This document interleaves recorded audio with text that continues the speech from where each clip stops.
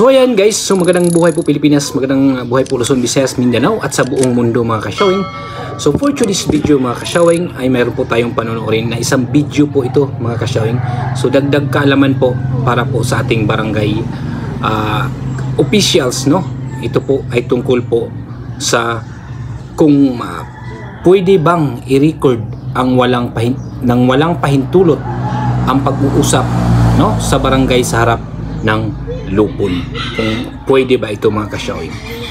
So panonoodin po natin ito mga ka-showing at sasagutin po ito ni Attorney Carlo Nicolas mga ka-showing. So bago natin panoorin ay huwag sanang kalimutan na mag-like, share and comment down below mga ka-showing para makita po natin kung ano po ang inyong komento at reaction po tungkol dito. And don't forget to subscribe mga ka-showing. So narito na po, panoorin po natin itong video na ito na galing po kay Attorney Carlo Nicolas mga ka-showing upang mayroon po tayong dagdag kaalaman. Pero po right now po, sasagutin po natin yung pinadala po sa Facebook page po natin tungkol po sa pag-record ng isang conversation. At ito po, particular po na conversation, ni-record daw po yung conversation sa lupon. Okay, basahin muna natin yung katanungan. Ang tanong po ay nanggaling kay Anonymous. Magandang umaga po, attorney. Pasensya na po sa abala ko. Hindi naman Anonymous. Okay lang. It's my pleasure. Okay. Isa po ako sa mga subscribers ninyo at nanonood po ako ng Buhay at Batas. Nais ko lang po sanang itanong kung may pananagutan po ba sa batas ang isang tao na nag-record ng usapan ng dalawang partido sa loob ng barangay hall nang walang pahintulot mula sa mga lupon at sa kabilang partido. Ibig sabihin ko po ay wala pong nakakalam na nagre-record siya ng pag-uusap ng dalawang partido habang pinagkakasundo sila ng lupon ng barangay at ipinarinig po ang recording na ito sa isang gagawing witness sana ng nireklamo. Okay, Anonymous, salamat sa iyong katanungan at sa pagsubaybay at pagkikinig sa ating palatuntunang ang Buhay at Batas. So to recap, may nag-record habang nagko-conduct ng proceeding sa lupon. Ang tanong ni Anonymous, valid ba yun o tama ba yung pagre-record ng hindi nagpaalam sa lupon o kung kanino mang partido? Bago natin tuloy ang sagutin na natin yung katanungan, pwede nga pong mag-record sa lupon ng walang pahintulot ng lupon na magkabilang partido? Ang kasagutan po dyan ay hindi. Bakit hindi? Meron po tayong tinatawag na Anti-Wiretapping Act o Republic Act 4200. Na ang pinagbabawal po sa Republic Act 4200 ay pag-record po ng spoken word ng walang pahintulot ng magkabilang partido. Hindi pwedeng isa lang ang pumayag, hindi rin pwedeng yung kabilang partido lang pumayag. Kailangan po parehong partido. Ang isa pa po, kailangan po yung problema po kasi na pumayag yung partidong magkabilang partido na i-record yung conversation ay doon mismo sa recording. So pansin niyo po pag meron po sa inyo tumatawag na telemarketing or tumatawag po kayo sa mga utilities, kunwari sa Meralco, meron po kayong naririnig na this conversation is recorded or monitored for quality control purposes. Isa po yun sa mga consent na hinihingi po sa inyo na pag tumuloy kayo ng tawag, ito yung abiso sa inyo na nire-record at pumapayag kayo sa pamamagitan ng pagre-record ito dahil you're staying with the call. Ipinagbabawal po na mahigpit na Republic Act 4200 ang illegal na pag-record na walang pag-intulot ng magkabilang partido. At lalong-lalo na pag ginawa ito sa lupon, hindi naman sa lalong-lalo na. Nakalagay po yan sa Local Government Code sa Section 414. Ang sabi nga dyan, ang proceedings raw po sa lupon ay public.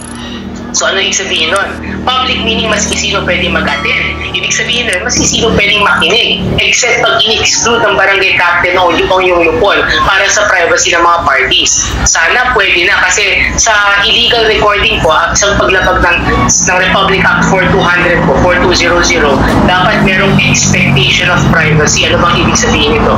Kunwari, mag-uusap kayong dalawa, hindi naman pwede na sa party kayo mag-uusap tapos expected mo na private yung conversation niyo, tatabi kayo ng kaunti sa isang banda, walang ibang makakarinig kundi kayo na. Yung bang mag-uusap kayo na may usapan na walang ibang pwedeng sumama at makarinig kundi kayo lang dalawa, may expectation of privacy. Generally po, yung mga ganong klaseng conversation o pag-uusap kung saan merong expectation of privacy, ipinagbabawal po na mahigpit ng RA 4200 or Anti-Wiretapping Act ang pag-record ng communication na yan. Yun nga lang po, meron po kasi naging kaso ang Korte Suprema Suprema, kung saan po nangyari po yung conversation sa loob ng chambers ng judges po. Ang courtroom po kasi, pati ang chamber ng judge, tinatawag po ito na isang public place. Ibig sabihin yung mga pag-uusap dito, hindi po pwedeng sabihin na private dito, public place kasi siya. And since public place siya, dapat hindi mag-a-apply yung prohibition o yung bawal na pag-record under RA 4200. Yun nga lang, sinabi pa rin ng Korte Suprema na pag hindi pumayag yung magkabilang partido dun sa pag-record ng conversation, maski na ginawa ito sa chambers ng judge, ito ay paglabag sa RA 4200 at hindi mo pwedeng gamitin maski saan. Hindi mo pwedeng parinig sa ibang tao, hindi mo pwedeng gamitin sa korte, hindi mo pwedeng i-presenta yung recording na as evidence kasi nga ipinagbabawal ito ng batas. So in parallel naman, kahalintulad nito yung pag-record sa lupon, maski na may pahintulot ng isa, dalawa o lahat ng lupon dyan, kung yung isang partido naman na nagsasenta sa conversation na hindi pumayag, tingin ko hindi ito maaaring i-record at ito ay magiging paglabag sa Republic Act 4200. Ano ba ang penalty ng Republic Act 4200? Napakataas. Penalty of 6 months and 6 months hanggang 6 years imprisonment. Yun po ay paggagamit tayo ng regular na pang-record po, yung videotape, yung cassette tape. Dati pa po kasi ginawa ang batas. Pero po, since meron tayong Anti-Cybercrime Prevention Act na nagtataas na isang degree ang penalty na pinaparusa sa isang special law tulad ng RA 4200, tataas rin po ang penalty. Kung gagamit tayo ng cellphone, so ano magiging penalty? Penalty ng dito, pag gumamit ka ng cellphone sa pag-record illegally na isang conversation, ang penalty po ay magiging 6 years hanggang 12 years kasi yun na po yung susunod na antas. Pag gumamit po tayo ng regular na tape recorder tulad ng dati, 6 months up to 6 years. Pero since gumamit po tayo ng cellphone, itinaas po ng Anti-Cybercrime Prevention Act yung penalty magiging 6 years up to 12 years. Eh sino pa nga ba naman ang gagamit ngayon ng tape recorder, di ba? So malamang sa hindi, anonymous ang ginamit na pang-record dyan ay cellphone. So pagbalaan mo kung laban sa'yo yun, ipa-exclude mo, i-exclude naman ng court yan, lalong-lalo na kung mapapatunayan na walang permiso yung magkabilang partido, maski isang partido dun sa conversation. At syempre, since walang permiso, bawal yan. Pwede pa mag-subject yung gagamit ng recording na yan. Hindi lang yung nag-record yung gagamit ng recording dun sa yung illegal recording yan dun sa penalties ng 4200 kasi pinagbabawal nga ito mahigpit ng batas. Sana Anonymous, nakatulong ako sa iyo and paalala po sa lahat, huwag po tayo basta-basta magre-record kasi kung nag-record po tayo at nahuli po na ilabas or kung hindi man mahuli o ilabas, kung meron tayong balak paggamitan nito, hindi po natin ito pwedeng gamitin maski sa ang proceedings. Maski meron ng pag-amin yung tao na ginawa dito kasi nga unless pumayag siya dun sa recording, that is the only way na pwede mo gamitin yon bilang ebidensya. So salamat ulit Anonymous sa katanungan mo.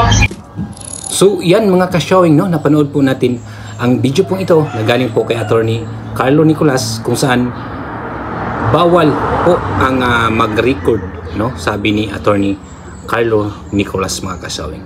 So dagdag kaalaman po natin ito mga ka-showing, no, dagdag kaalaman po para po sa ating mga barangay officials. So don't forget to like, share, and comment down below mga ka-showing para makita po natin at mabasa po natin ang inyong mga komento at reaction tungkol dito mga ka-showing. Don't forget to subscribe. Thank you for watching.